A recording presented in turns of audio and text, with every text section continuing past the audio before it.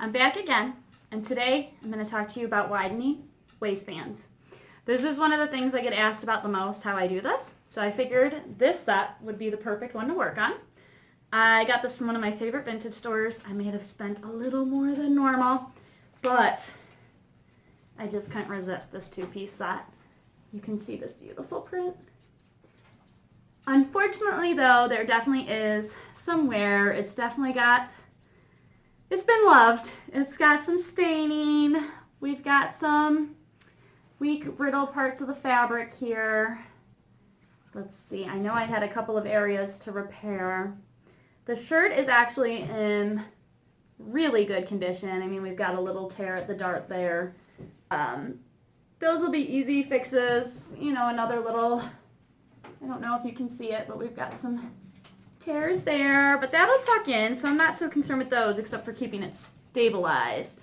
And then as you can see, I believe this has already been let out once and unfortunately attempted to be darned here, but not so well, so we'll go back and fix that. The button had been moved over and it left this hole here, so we'll try to fix that. Actually, we may just lose that piece. So what I'm gonna do, I am going to remove the waistband completely.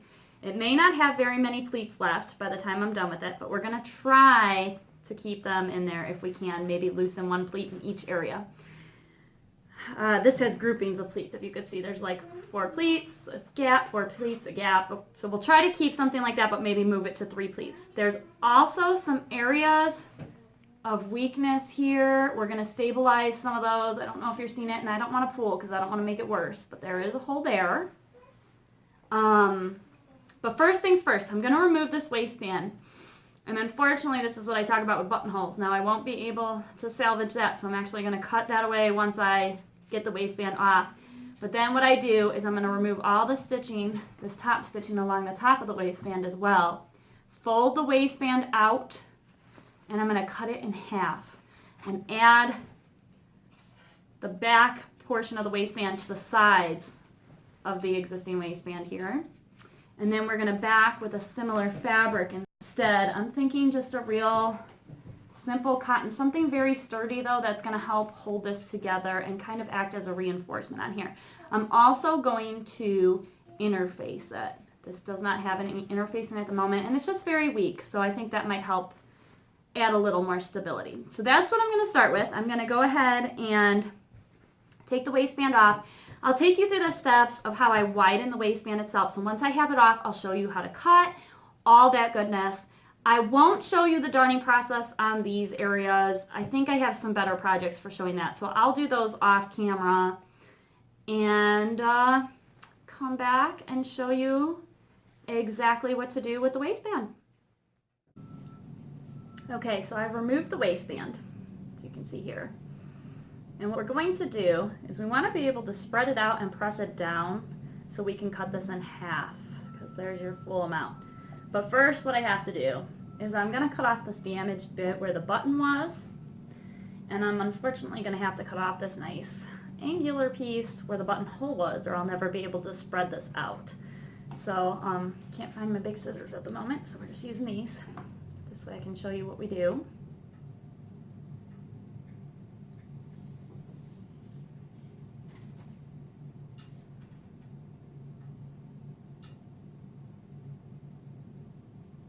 Okay, those are removed. I should have had that warmed up, sorry. So now, because I want to spread this completely, because we've also got this little turn under. Unfortunately, I don't have as much to work with as I was hoping, because there was no turn under on the inside portion of the waistband. So this is going to end up being just a little bit skinnier than I was hoping, but I really want to still do it this way to keep the authentic look. So I'm going to press this out as soon as this warms up, but actually I'm going to lower it a little too because I'm worried about the fabric content. I'm not quite sure what kind of fabric this is. It almost looks a little silky.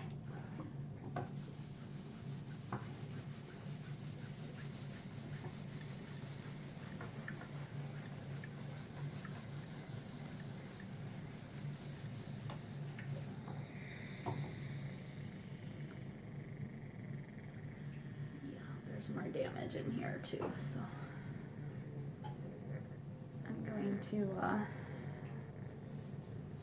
I'm gonna have some patching to do.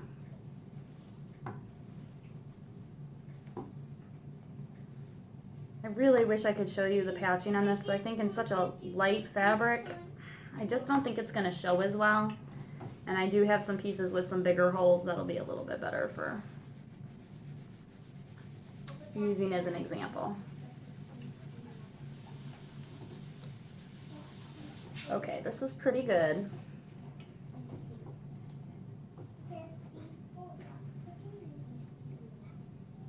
Now it's really wavy, it's very old. The grain is kind of distorted. So I'm just gonna get an idea of the halfway. It's about 3 1/4. I'm gonna go about 1.75. No, I won't. That would be 3 1/2, wouldn't it? A little bit shy. Just a little bit over 1 1/2.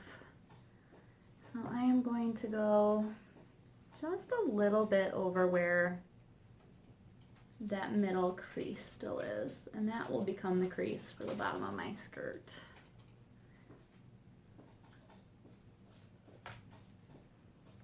Kind of. Well, not really, but you know, it'll work out. I may do a little bit of a smaller seam allowance at the top section.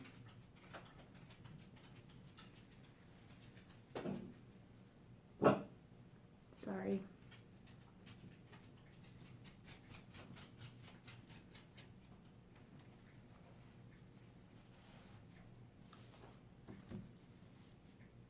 No, A, please. No, please do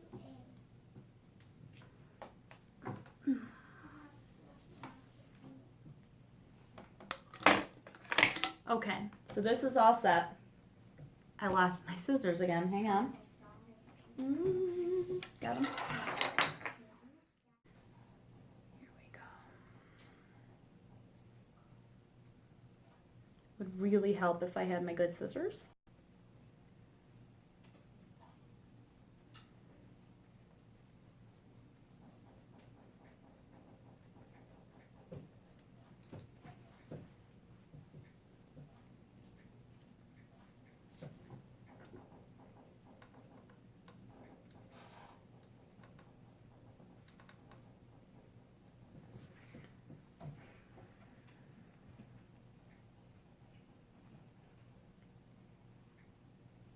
Actually, I may not need to repair one portion of this because it's going to fall within the seam allowance. So I think we'll be okay. I still have a lot of repairs on the skirt, but I think the waistband itself is going to work out okay.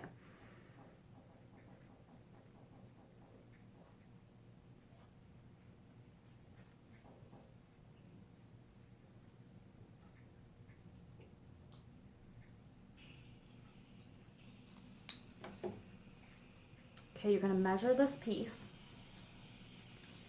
and figure out the difference you need for your actual waist measurement plus 2 or 3 inches for your tab, for your buttonhole. And usually I don't do buttonholes, but I'm going to keep with the original style of this. So I am going to need an additional, I figured about, let me think if I'm doing this right. Yeah, I'm going to do an additional 12 inches. And what you're going to do is you're going to cut your additional from your excess fabric here.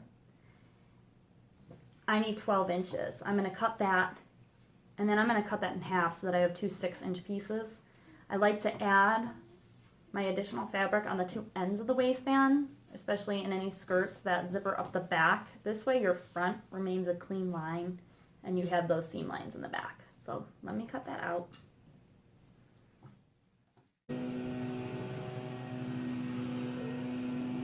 Okay, once you've attached your smaller pieces to the larger piece of waistband, you're going to press your seams out and you're going to line it with an interfacing. Again, I just use lightweight interfacing. The small piece is what I use. You're also going to use it to trace and cut out a large piece of cotton, well, a large piece of cotton, a matching cotton or whatever fabric you decide to use in the same exact size. Now that we have this part ready, we're going to go ahead and stitch down. I've already loosened a few pleats to get this to the right waist size. So I'm going to go ahead and stitch it onto the skirt. I'll be back once it's on. Your waistband is on. You're going to press it up. Make sure the seam allowance is pressed up as well. Now is when you're going to take this extra piece that you cut, and this is going to become the inside of your waistband. So you're going to lay it over top and just sew a straight seam across the top of this waistband. I can't see up. Sorry about the kids.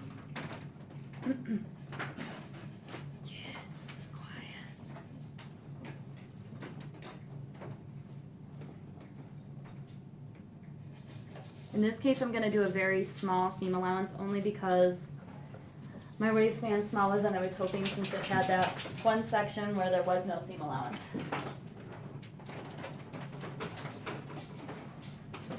I'm going to have to do a lot of editing.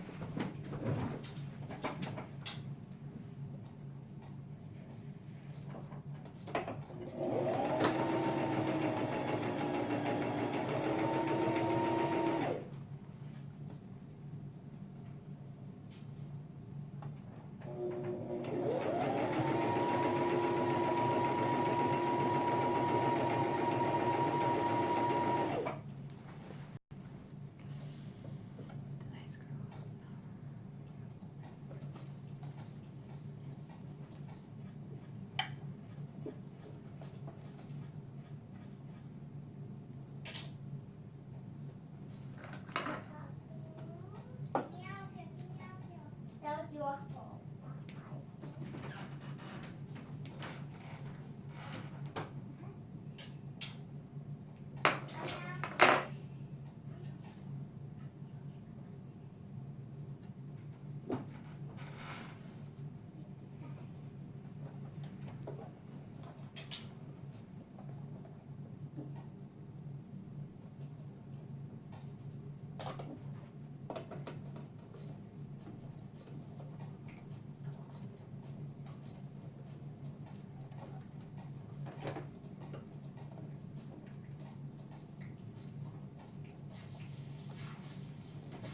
Be sure to keep this seam as straight as possible, since it's going to shape the top of your waistband.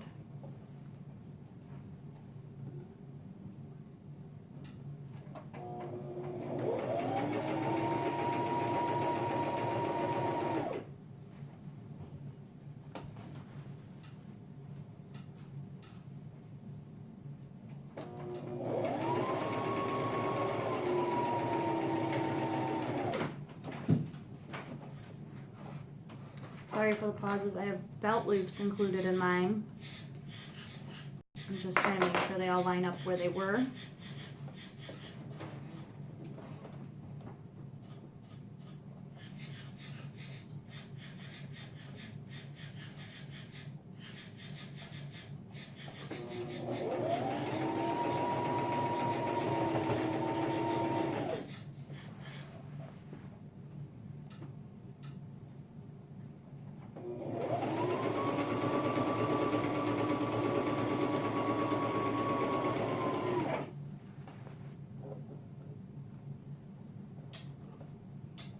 And lucky I had this.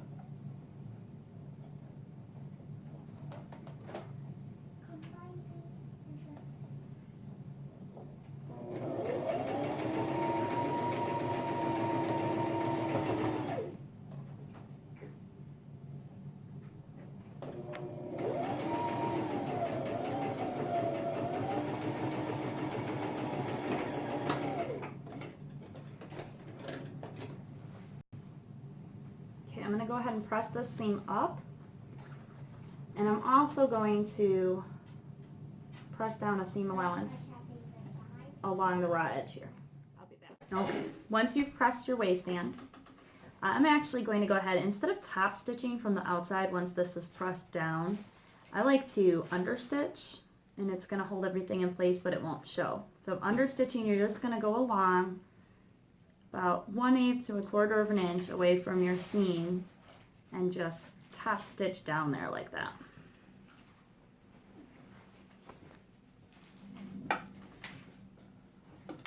No.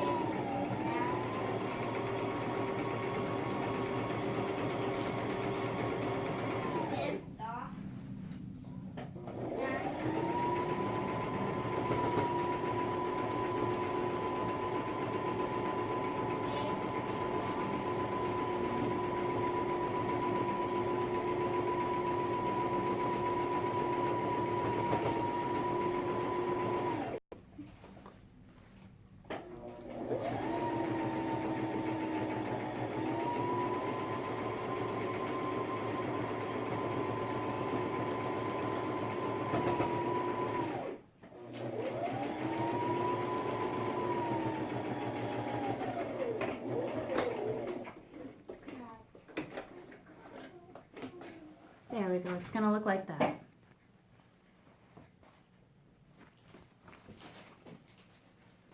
Now, you're going to fold your inner waistband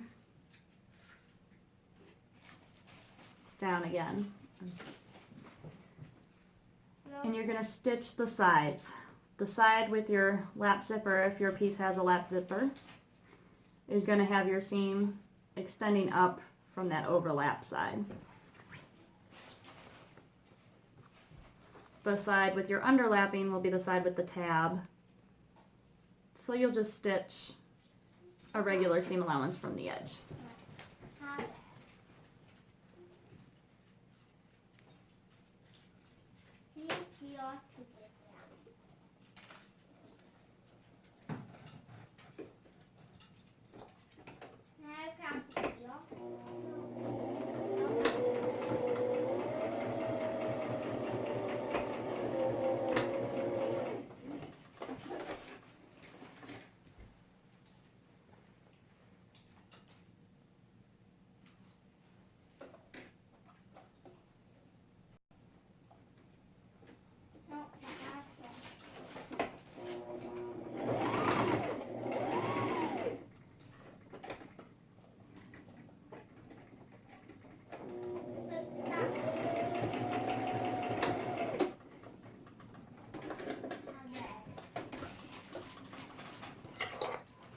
Once that's stitched in, you're going to go ahead and clip the corners. You could bring down the seam allowance a little bit too, on both sides.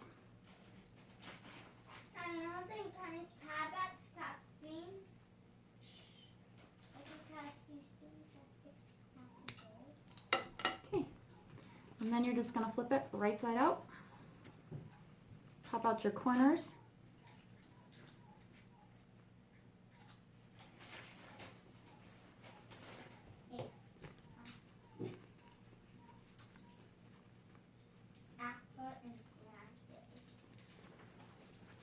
Then I'm going to go ahead and press this back waistband down, and we're going to stitch from the outside.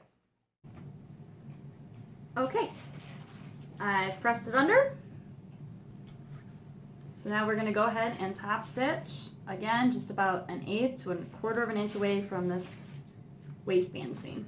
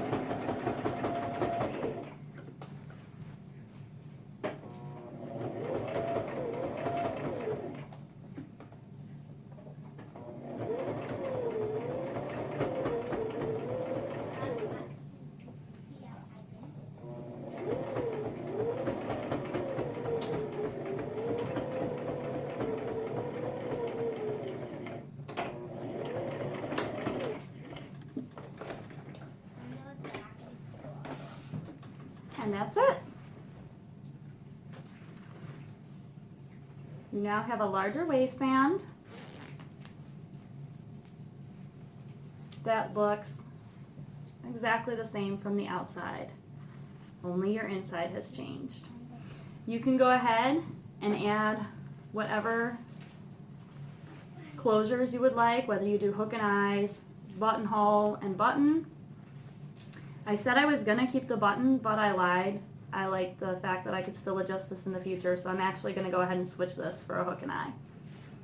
I'm going to do that off camera, but I hope that this helped you figure out how to adjust some of your vintage pieces. Thanks for watching.